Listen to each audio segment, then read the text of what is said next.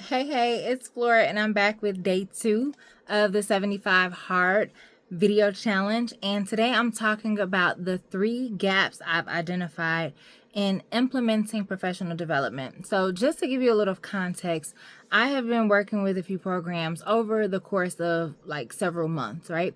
And a part of the process may look like us engaging in an initial training or workshop and then having some touch points along the way. So, one of the programs that I'm working with had training about 3 months ago, and now we're scheduled to follow up. And sometimes follow up looks like a professional learning community, sometimes it's just a TA session where we do questions and answers and I help them to troubleshoot any challenges their experiences. I like to celebrate successes, right? One of my programs, I went to go visit them last week and they are doing amazing since our last time together.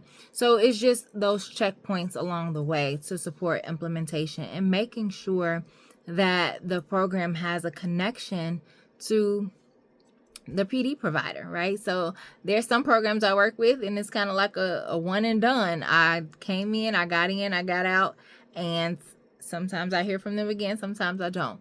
But the ones that have more of the long-term relationships, I like to check in. So anyway, I am preparing for our upcoming technical assistance session, and I like to have them, as much as possible, send me their questions and concerns ahead of time.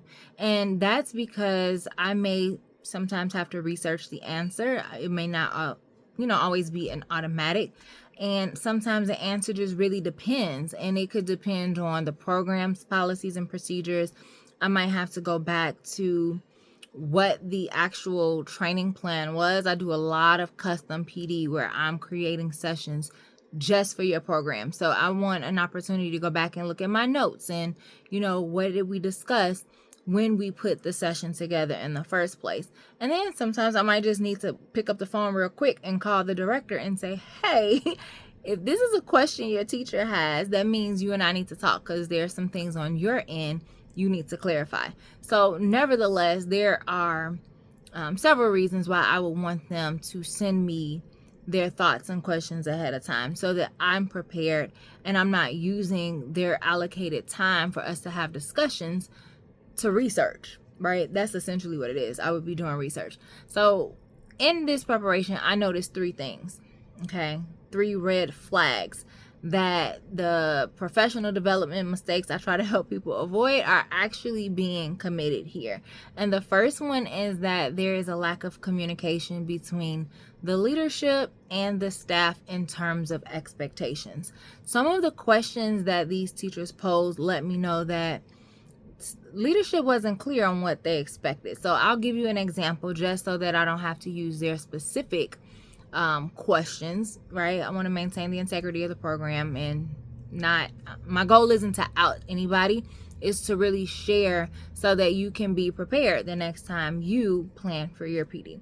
So hypothetically, the question could be, well, how often am I supposed to turn in lesson plans? Or how often am I supposed to update children's portfolios? How often should I be changing the display in my classroom, right? These are all questions that I would honestly just say it depends, right? So for one, what does your program policy say about how often these things should be happening? What does your curriculum say about how often these things should be happening, right? And I'm not the authority, if you will, right? I don't make those decisions. I teach the framework, the how to. I give recommendations for best practices or what's considered to be developmentally appropriate for the children. And even then, all children aren't the same. So what may work in one program or one classroom may not be the best solution for you. So when we get to those, it depends. It really depends on the program. And I would have been expecting that leadership had communicated those expectations, especially when it's something as simple as when a lesson plan's due. If you were to ask me if I put my, director hat back on when I was a director, I wanted lesson plans by the end of the day on Wednesday. Okay, because I spent Thursday mornings reviewing them.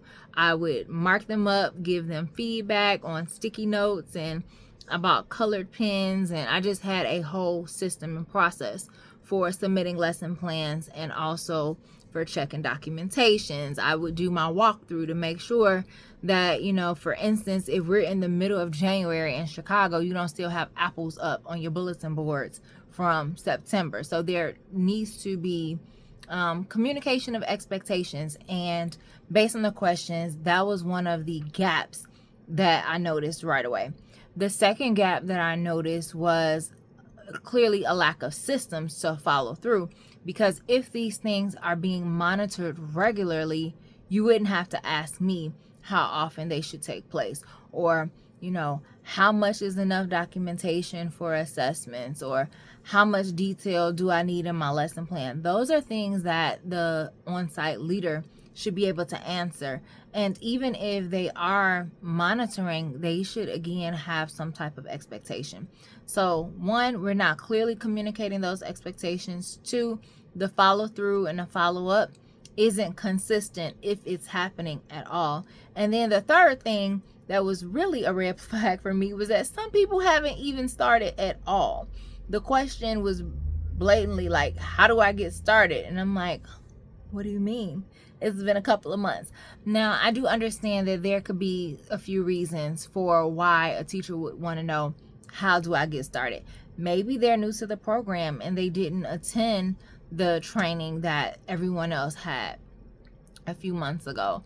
Or, maybe they were in a circumstance where they weren't required to implement immediately. I know that some programs will kind of roll out new practices in their program, because I did it as well. I would send my teachers to trainings all the time, and they would come back with things from either Head Starts or the state pre-K partnership, right? Like, it's like, yes, we're going to do it, but we're going to face certain things. And so that could be the situation as well. And they're just like, I'm a little dusty, right? If we had training 3 months ago and I'm just now implementing, where do I even get started? I'm lost, I'm confused. So I get all of those things. But even if that is the case, or there is some other reasonable explanation as to why a teacher isn't even clear on where to begin, there should be someone in the program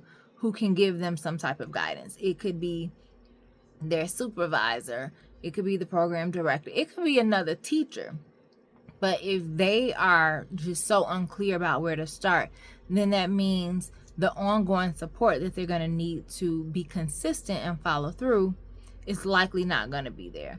So 3 things I want you to do when you're planning professional development for your staff is, 1, think about what your expectations are going to be once the training is over. Now, I wear multiple hats, right? I'm a trainer, I'm a coach, I'm a consultant. So depending on what type of work we're doing together, if I'm just acting in the capacity of a trainer, that's it. Like, that's really my job, to come in, to deliver the content, to make sure that the questions are answered before I leave. And sometimes I may not have follow-up contact. So it's up to you to know what it is that you are going to expect and how you're going to follow through and follow up with your staff. Okay, now if I'm going to do some coaching and actually kind of hold their hands and walk them through implementation, then that may look a little bit different. But even still, you have to be clear on what your expectations are, because I can't execute properly if I don't know either. So those are the things I want you to think about. The next thing is, what is going to be your system for monitoring progress and just even accountability, making sure that the work gets done. There's another program that I'm working with, and I told the leader, I don't care if it's done right, I just want it done. And we talked about, failure and losses and, just experiencing a lack of success. I'm like, well, that just might have to be our starting point. We're in this together for the long haul. I'm okay if they don't get it right, but I need them to do it and be okay with getting it wrong, because now I can give feedback. I can scaffold and help you course correct. But if you do nothing at all, there's nothing left for me to do, even as a coach, right? So think about it in sports. And If you know me, you know I know nothing about sports, so my analogy may fall flat, but I just think about, if someone is trying to practice free throws on a basketball court, right? The coach can't give you any guidance or technique if you're just standing there. You have to shoot the ball, and then they may tell you how to fix your arms or how to spread your legs apart, or maybe you should take a step. I'm making all of that up because all I know about basketball is what I watch in the finals. But I know enough to know that a coach, you got to give your coach something to work with. Okay. And then the third thing is, and it connects, you have to get started. You have to get started. Like, you cannot sit on the sidelines and do nothing in order to avoid failure, or it's not going to go away. Whatever chances are, if there was a real reason for that PD and for programs offering training, then that means there was a need for those new skills and that new knowledge to be implemented into the program. So get to work, actually do it, make sure those expectations are clear, and make sure you have a system to follow through.